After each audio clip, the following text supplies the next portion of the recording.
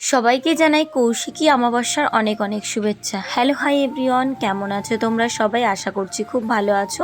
সকাল সকাল কিন্তু অনেক পদের সবজি নিয়ে বসছি। আজকে কিন্তু রান্না করব শুক্তো। তো আমি শুক্তো আগে কখনো সেইভাবে রান্না করিনি। বাড়িতে যে সমস্ত সবজি ছিল ভাবলাম একটু টুকটাক করে, নিরামিষ খেতে ভালো লাগে না, তাই একটু শুক্তোই রান্না করি। আর এদিকে কেটে নিয়েছি কিন্তু সমস্ত সবজি, আর তেলাপোয়া মাছগুলো কিন্তু এনেছি আজকে বাজার থেকে। তো মাছগুলোকে প্রথমে কড়াইতে দিয়ে লাল লাল করে সুন্দর করে ভেজে নেব। আর রান্না করব গাঠি কচু। তো গাঠি কচুটা প্রায় 2 সপ্তাহ ধরে ঘরে ছিল, ভাবলাম আজকে রান্নাটা করেই ফেলি। নিজে জীবনে প্রথমবার ধান কিনে সিদ্ধ করে এই যে চাল বানিয়েছি। তো চালগুলো কিন্তু বেশ ভালোই হয়েছে। ওই যে তোমাদের বললাম আমার 17 কিলো ধান কম পড়েছিল। যাই হোক, কিছু করার নেই। আমার একার নাকি না, অনেকেরই নাকি কম পড়েছে। তো এই যে দেখো, আমি কিন্তু প্রথমে কড়াইতে তেল দিয়ে এখন এই যে গাঠি কচু আর আলু, মানে আলু দিই না আমি সাধারণত, কিন্তু আজকে মনে হলো একটু দিই, কারণ তরকারিটা ভীষণই অল্প হয়ে যাবে। আর যেহেতু আমি আজকে শুক্তো রান্না করব, আমাদের নিরামিষ পদ বলতে কিছুই খাওয়া হয় না, শুধুমাত্র ডাল সবিন এগুলো খেয়েই সোমবার আর শনিবার কাটিয়ে দিই। তারপরে কিন্তু কড়াইতে ভালো করে জল দিয়ে দিলাম, মানে কচুর তরকারিটাই। আর এদিকে কিন্তু ফোড়নে দিয়ে দিলাম একটু জিরে আর শুকনো লঙ্কা, ওটাকে একটু উঠিয়ে রেখে এখন কিন্তু ফোড়নটা দিয়ে দিচ্ছি। এইভাবেই কিন্তু আমি 2 ফোড়নে রান্না করি। তোমরা কিভাবে রান্না করো অবশ্যই কমেন্ট করে জানিও। তো এখন কিন্তু ভাতটার মাড় গালতে হবে। তো এই যে মাড় গালছি। আর আমার বর্ষাকালের দিনে রান্নাঘরের অবস্থা কিন্তু খুবই খারাপ। তার কারণটা হচ্ছে প্রচণ্ড বৃষ্টির জন্য সমস্ত খুঁটিগুলো কিন্তু উইপোকা ধরে গেছে। একজন দাদাভাই তো আমাকে বলেছিল তোমার রান্নাঘরটা ঠিক করো। তোমার রান্নাঘরটা যাই হোক ঠিকই আছে, তারপরেও কিন্তু আমার বড় ঘরের থেকে রান্নাঘরের দূরত্বটা যেহেতু অনেকটা বেশি, তো এইখানে এসে ওই রান্নাবান্নাই করা হয়। আর এদিকে কিন্তু আমি একটুখানি জিরে, রাঁধুনি আর হচ্ছে একটু পাঁচফোড়ন রেখেছিলাম, সেটাকে শুকনো খোলায় ভেজে একটু গুঁড়ি করে নেব। তো তোমাদের বললাম আমি আজকে রান্না করব হচ্ছে শুক্তো। তো শুক্তো রান্না আমি যেভাবে করব সেটাই তোমাদের সঙ্গে শেয়ার করব। প্রথমে কড়াইতে তেল দিয়ে আমি কিন্তু এই যে বাড়িতে বানানো বড়ি, সেই বড়িগুলো ভেজে নিচ্ছি। এই বড়িগুলো আমার শাশুড়িমা অনেক দিন আগে দিয়েছিল। আর আমার বরমশাই এই বড়ি খেতে একদমই পছন্দ করে না, তাই কিন্তু রান্নাও হয় না, নিরামিষ তো খাওয়াই হয় না। তো বড়িটা ভাজার পরে এখন কিন্তু আমি এই যে উচ্ছেগুলো ভালো করে লাল লাল করে ভেজে নিলাম। আর উচ্ছে দিয়েই রান্না করতে হয় শুক্তোটা। আর একটা কলাও কিনে নিয়ে এসেছি। আর বাজার থেকে নিয়ে এসেছিলাম এই যে সজনে ডাঁটা, পেঁপে গাছ থেকে পেরেছি, সমস্তটা কিছু করে এই যে দিয়ে দিলাম।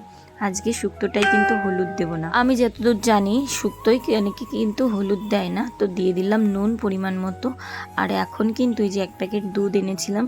আর শুক্তোয় কিন্তু দুধ দেয়, গরুর দুধ তো এখন দিচ্ছেই না। তো তার জন্য কিন্তু এই যে একটা 10 টাকার প্যাকেটের একটা দুধ কিনে এনেছিলাম, তো সেটাকেই দিয়ে দিলাম। এখন এটাকে অনেকটা টাইম ধিমি আঁচ করে ফুটাতে হবে।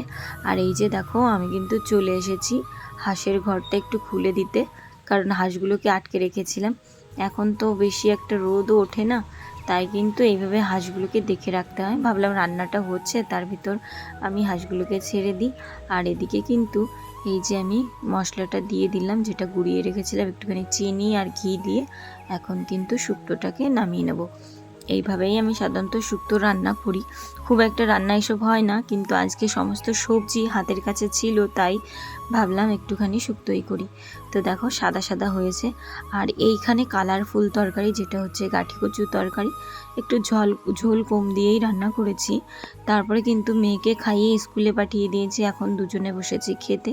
তো মেয়ে আবার শুক্তো খায় না, আর ওকে দেবো না, খেতে এইসব চায় না। সকাল সকাল রান্না করলে একটা সুবিধা হয় কি, সারা দিনটা খুব সুন্দর ফ্রিভাবে কাটাতে পারি। আর না হলে যদি সকালে রান্না করো তারপরে আবার বাসন মাজো, দুপুরবেলা করো, এই করে সারাদিন শুধু রান্না খাওয়া করতে করতে কেটে যায়। আর রান্নার পিছনে এতটা টাইম আমার দিতে ভালো লাগে না।